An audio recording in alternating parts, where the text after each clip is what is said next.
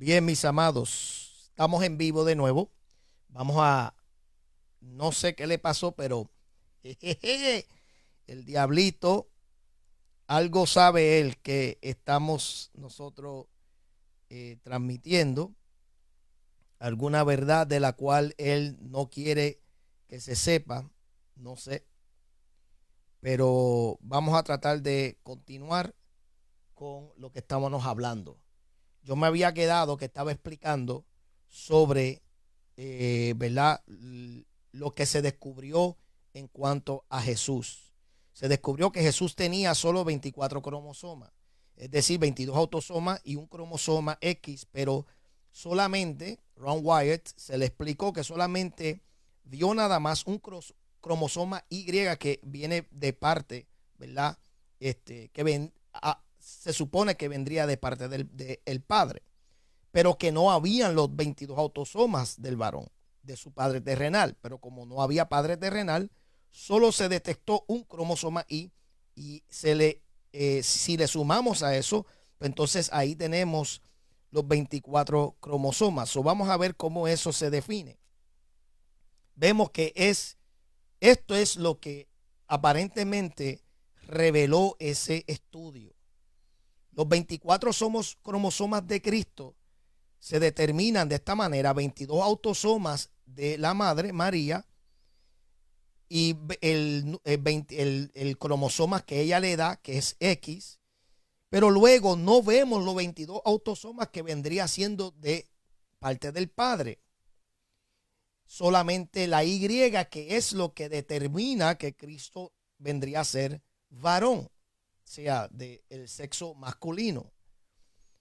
La única explicación era que los 22 cromosomas que se supone que vinieran de parte del padre terrenal, pues fueron reemplazados milagrosamente y como parte de, ¿verdad? de un propósito de parte del Espíritu de Dios. Porque sabemos que cuando nos vamos al Evangelio, la noticia que le da el ángel a María en el primer capítulo de Lucas, vemos que cuando le está dando la noticia que ella vendría a ser la madre sustituta de Jesús, que eso es importante también, que vendría a ser la madre sustituta de Jesús, vimos que lo que se estableció ahí es que le dijo: tú eres escogida, primero que nada, eres escogida con este fin.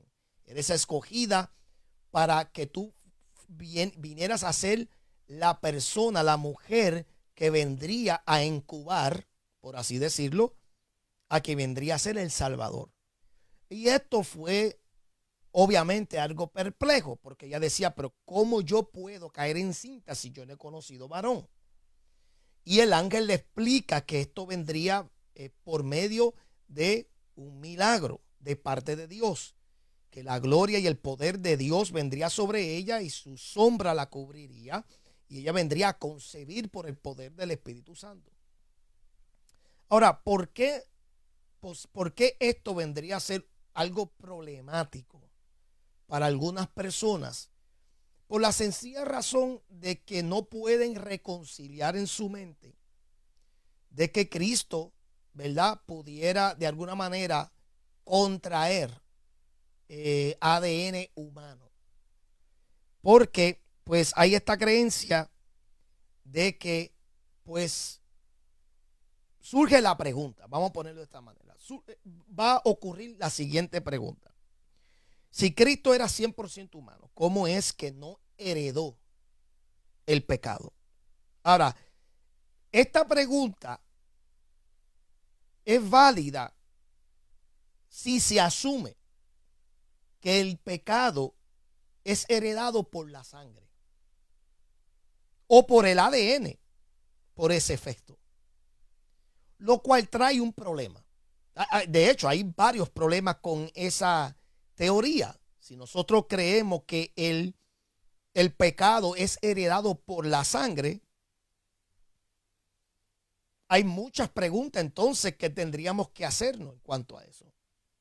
Por ejemplo, si el pecado es heredado por la sangre, y sabemos que todos nosotros necesitamos redención. Necesitamos el perdón por nuestro pecado. ¿Qué pasa entonces? ¿O cuándo es que nosotros determinamos? Vamos a ponerlo de esta manera. Sabemos que David dijo en una ocasión: fui concebido en pecado a través de mi madre. Si nosotros no entendemos lo que él se estaba refiriendo, inmediatamente nosotros podríamos pensar que él está hablando de heredar el pecado por medio de la sangre o el ADN. Pero entonces tendríamos que hacernos esta pregunta. ¿Es un niño sin ninguna conciencia alguna, sin ni siquiera la capacidad de saber lo que es el bien y el mal, culpable de pecado? Y si tu contestación es sí, ¿sería apto que ese niño entonces, o cómo podríamos nosotros presentar a un niño que no tiene la capacidad para confesar pecados, porque no lo va a entender? ¿Cómo le haríamos en un caso como ese? Me voy más allá. Si un niño muere, por las razones que sean, niños que han muerto, ¿son culpables ellos? ¿Se van al infierno? Porque eso es una buena pregunta. Si el pecado es heredado por la sangre, entonces ¿qué hacemos con esos niños que no tienen uso de la razón, que no tienen conciencia, que no les dio tiempo ni siquiera para hacer el bien o el mal o decidir su propio camino? Son esos niños culpables de pecado a tal magnitud que ahora mismo están en el infierno. Hazte esa pregunta antes de tú tratar de debatir conmigo en esto. Lo cual esa teoría se cae, se derrumba, si creemos que entonces el pecado es heredado por la sangre. Lo cual yo creo, y le doy base bíblica ya mismo, yo creo que entonces no es heredado por sangre, ni mucho menos por el ADN. Cuando la Biblia dice que nosotros heredamos el pecado de Adán, está hablando de la naturaleza ¿verdad? Recuerden que Adán y Eva son los únicos en la Biblia, los únicos. Tú no vas a hallar más ninguna persona. Son los únicos en la Biblia que no nacieron. No tuvieron un nacimiento normal, como usted y yo que salimos del vientre de una mujer.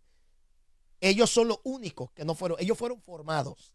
Y yo sé, tranquilo que ya mismo vamos por eso. Ya mismo vamos por eso, porque en la Biblia a Cristo se le llama el segundo Adán. Ya mismo, tranquilo, no se me desesperen. Tómate un café, un Red Bull, no te excites demasiado. Voy ya mismo, esto es paso por paso. Porque ya yo sé lo que muchos están pensando. Pero ellos son los únicos que no tuvieron un nacimiento normal. Sin embargo, si tú me vas a decir a mí que el pecado es heredado por la sangre, ¿cómo explicamos el que ellos pecaron? Si en ellos no había maldad, en ellos no había pecado ninguno, no lo había. Es más, me voy más allá. Si tú dices que el pecado es transferido por la sangre o ADN, ¿cómo explicamos la rebelión de Lucifer y de los ángeles que se rebelaron? Ay, no, mira, yo con esto nada más lo puedo dejar aquí. Yo derrumbo tu teoría. La derrumbo. Se te cayó ya la peluca, los dientes postizos, se te cayó todo tu antifaz y tu creencia se hace nula. Ya. Puedes ir a donde tu pastor y decirle: tú eres un falso, tú me has estado enseñando mal porque he descubierto algo que no me di de cuenta. Si el pecado es transferido por ADN o por la sangre, explícame la rebelión de los ángeles, que no tienen sangre, no tienen hueso, no tienen una naturaleza como la tuya y la mía. Fueron creados en toda perfección, pero sin embargo pecaron contra Dios. Explícame eso. Entonces queda claro que la teoría de que es heredado por la sangre o el ADN no es algo que no es válido, no es un punto válido. Este asunto de pecado entonces es un asunto espiritual.